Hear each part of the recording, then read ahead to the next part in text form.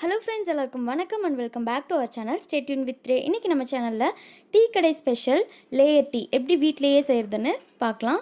வாங்க வீடியோக்குள்ளே போகலாம்.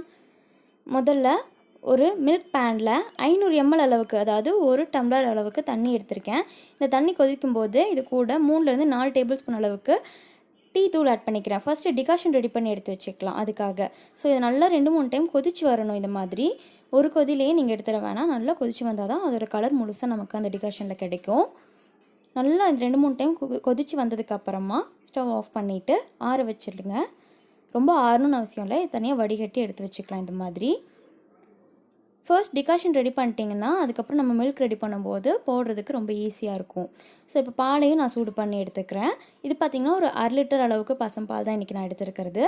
இதில் தண்ணி எதுவுமே நான் சேர்க்கலை. அப்படியே நீங்கள் வந்துட்டு தண்ணி சேர்த்திங்கன்னா அது கரெக்டாக வராது. ஸோ நல்லா கொதிக்க விட்டுட்டு ஆஃப் பண்ணி எடுத்துக்கோங்க. இது கூட தேவைப்பட்டால் நீங்கள் அப்போவே சுகர் போட்டுக்கோங்க, இல்லைனா சர்வ் பண்ணும்போது சுகர் போட்டுக்கலாம். இது நல்லா சூடாக இருக்கட்டும். இப்போ வந்துட்டு நல்லா ஆற்றி எடுத்துக்கலாம். இது எதுக்காகன்னு பார்த்தீங்கன்னா, அந்த நுரை வந்து நல்லா நுரைச்சி வரணும். அப்போ தான் நமக்கு அந்த லேயர் கரெக்டாக வரும், இல்லைனா லேயர் சரியாக வராது. நீங்கள் ரெண்டுமே லேயர் தனித்தனியாக ட்ரை பண்ணும்போது ரெண்டும் சேர்ந்து மிக்ஸ் ஆகிடும். அதுக்காக தான். ஸோ இது நல்லா கலந்து வரணும், இந்த மாதிரி நுரைச்சி வரணும்.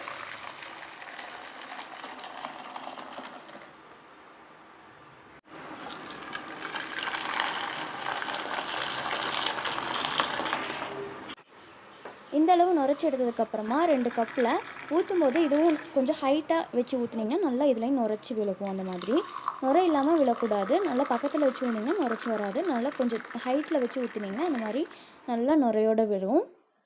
இப்போ இது கூட நம்ம எடுத்து வச்சுருக்கோம் இல்லையா டிகாஷன், அதை இந்த மாதிரி ஒரு ஸ்பூன் வச்சுட்டு அது மேலே கொஞ்சம் கொஞ்சமாக ஊற்றுங்க. சுற்றிலும் எல்லா பக்கமும் மெதுவாக அப்படியே நகர்த்துங்க.